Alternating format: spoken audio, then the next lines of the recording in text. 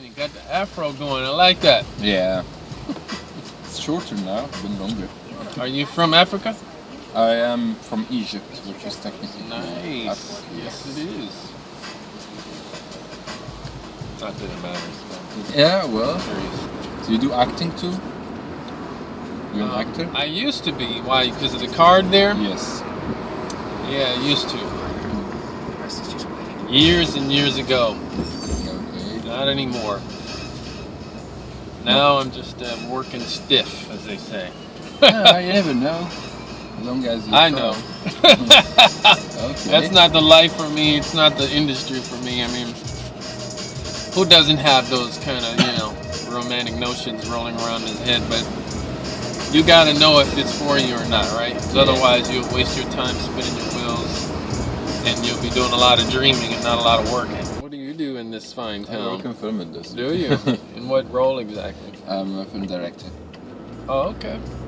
I'm based in Egypt, so I was here for some meetings. Oh, okay. Industry-related meetings? Oh, yes. So how is Steven Spielberg doing these days? No. Yeah, I'm going to meet him right now. Yeah. It's tough, as you said. It's not easy.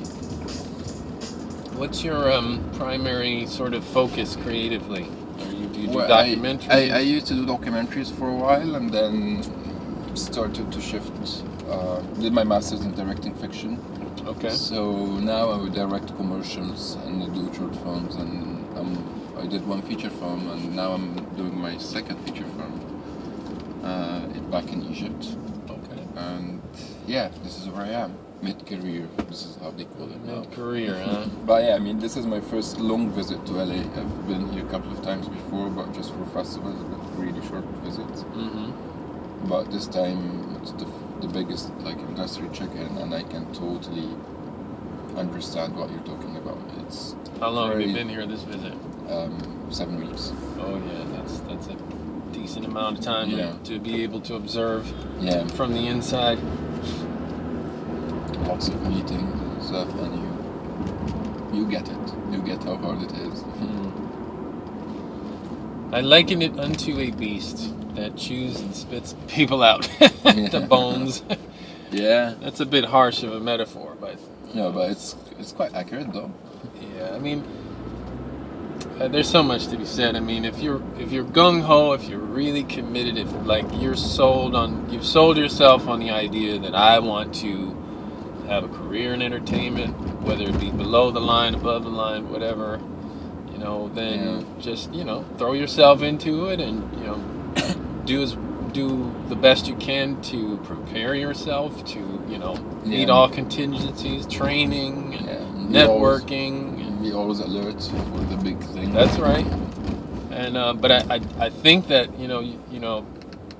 before I moved to LA, I had this fairy tale concept in my mind. I was really quite childish in my thinking, frankly, that a man or someone would pull up in a limo and you'd see this dark window roll down. He'd say, hey, I got a role for you. It's you. I'm looking for you. And I'm sure that's happened to at least one person in human history. Yeah. But even that person likely had to be prepared for that moment. Yeah, that's the thing. That's what I was about to say. I mean, I would say it happens with every person, but it happens after a huge amount of networking and being there and making the right moves. At the end of the day, it's a lot of money to get a specifically when it comes to directing. I mean, people would give you a lot of money, not even in terms of production. They put a lot of money in there, so they need to feel that they can trust you. Sure. And it's not easy, and you think when you do your first film that's it, but it's never easy. I mean, every project is challenging, and people want you to do what you know how to do. Like when I was shifting between documentary to fiction, I would go to people and they would be like, yeah, I mean, do another documentary. Like, I don't want to do another documentary. I'm shifting now. Yeah, moving on. And it's like, yeah, if you want to do documentary or in fiction, no. Like, so right now you're focusing on fictional feature films? yeah, I'm working on a feature fiction at the moment. An actual script? Yeah, I have a 5th draft right Okay. You said 5th draft, huh? Yes. Yeah, I know a little something about that. I've never pursued the filmmaking side of it, but I have a friend who... Yeah.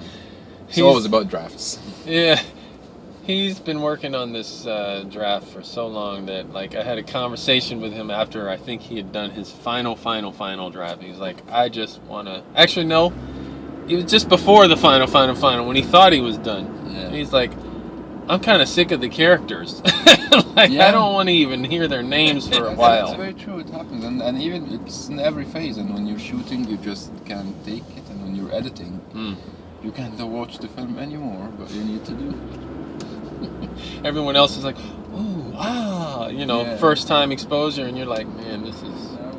When you go in a meeting and people ask about, like, the story, or you pitch your idea, and because I've been doing that for the last 6 weeks, so now I'm like, the final week I was like, I don't want to pitch it. I mean, I'm over it. You've done it so many times. Yes. About how many times would you say you pitched your idea in the last 6 weeks? I pitched the idea around 45 times. 20 of those were official meetings. And some were elevator pitches?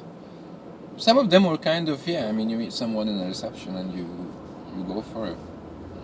Some were like, 3 minutes, 5 minutes. You feel like just in this visit to the States, you've just with each telling, or every 2 or 3 tellings, or quarter dozen tellings, you've kind of, it's gotten better, or more refined? It always gets better. I mean, it depends also how you approach it. So when I go to a industry forum or like a projects market, if it's not that big, I keep my good pitch to the meetings because you go to a place, like you have 3 days of meeting and you think, you realize that it's going to be something right around, you get 25 meetings or something like that, like average between 15 to 25 over 3 days in any like industry meeting, film connection, any sort of activities.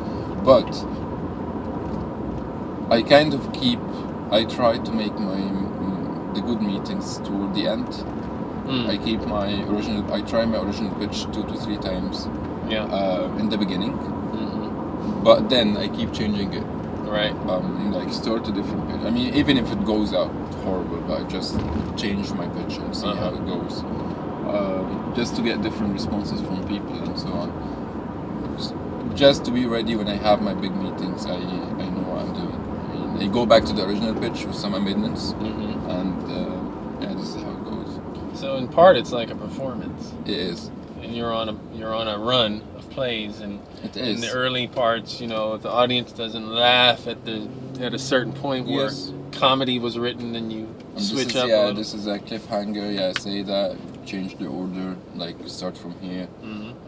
And you're not only selling an idea, you're in a way, I mean, it's also another bad metaphor, but you're also selling yourself. I mean, like they need to like you. It's not only the idea. That's true. They need to like you. That's so true with a lot of things in life. Yeah.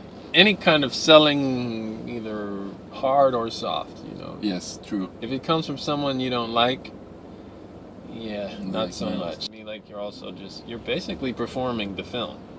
You're giving that person a snapshot of what the audience may experience in the 2-hour time that he or she, true. I mean, and the best pitch ever when you can end on a note where people actually have questions for you about what's going to happen. If you give the end, it's just bad. It's a very bad idea. I see. So you don't give the end in your pitch? No, never. Ever? Okay. Never. I mean, I can give it in a long meeting, but not in the beginning. I mean, it's if it's a 20 minutes meeting and then we talk about different things and the lookbook and everything, and they ask, so what's going to happen? You answer, of course. Yeah. But when you start the first 3 minutes, you just don't give the end. You want to hook them. Yeah. I mean, you want to test it. I mean, you want to raise questions. Right. A lot of people who've really written, I mean, they made a lot of money writing projects that never been greenlit. Never been what? Greenlit. I mean. Oh, greenlit. Yeah. Yeah. And it's the case everywhere, but it's much more common in here in LA. where people are really good in writing. Like studios will give them money, or even production companies to write a project, but then they never catch a momentum. Yeah. And they live a decent life. It's not that they are really struggling, because now, after 2-3 films, now it's paid as a writer, but it's never made. As you said, there are challenges throughout the process, and as you were saying that, what came to my mind is that, well, the main thing is because there are so many people involved, and with each person, there's a potential whole set of challenges. Absolutely. I would even go so far as to say it's not potential, but actual. There's an actual set of challenges, some of which are potential, but others of which will happen. You know. I mean, sometimes you have a great script, great director, but then you don't get the right actors to do it, so that it will kind of balance. Because like big films here, they're made with, in a way, like the decision making in the studios is pure economics in a way. Like these list of actors bring this amount of money back, so like a sports team. Yes, exactly. So if the budget of the film is $100 million, and you don't manage to attach one of those actors, the project, no matter how good it is, it will never be granted. We call it bi-coastal. Bi-coastal? Bi-coastal. Is Cairo on a coast? Is it a coastal city? In a way, it's on the Nile, right? Yeah. Okay. Well, you could say so.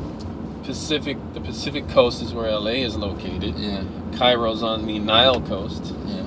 So you are bi-coastal. Okay. You're on two coasts. Yeah, that's it. We use the term here obviously because there's New York and there's LA. A lot of actors, that's kind of a badge of pride to say, I'm a bi-coastal working actor. You know. Fly out here to do work on these projects, out here to work on these. Fancy. You have a place in each coast, you know. Well, I like my New York place because it's I don't need a car and I can get around everywhere, and it's very urban, and you know the culture is rich. And then but in LA, you know, I can go to the spas in Sonoma and Napa Valley. No, but I've seen a lot of people speaking like that, so I know what you have in the last few weeks. Yeah, I mean even in Egypt, I mean it's the same actors are actors. I have to say. I mean, it can be a good thing to be bi-coastal. It sounds like that's what you want to be. Maybe you can be tri-coastal. LA, New York, and Cairo. In a way, I mean, if I manage to make it here, technically I would be that, because I'm dual based between London and Cairo. Yeah. Oh, and London is on a coast as well, isn't it? Yeah. I mean, it's on the Thames, right? Yes. On the Thames, so like the Nile, you know. Yeah. I mean, you know, it's a term. It's a functional term. Bi-coast.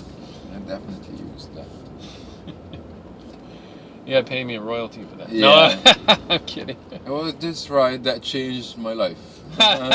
Changed my terminology.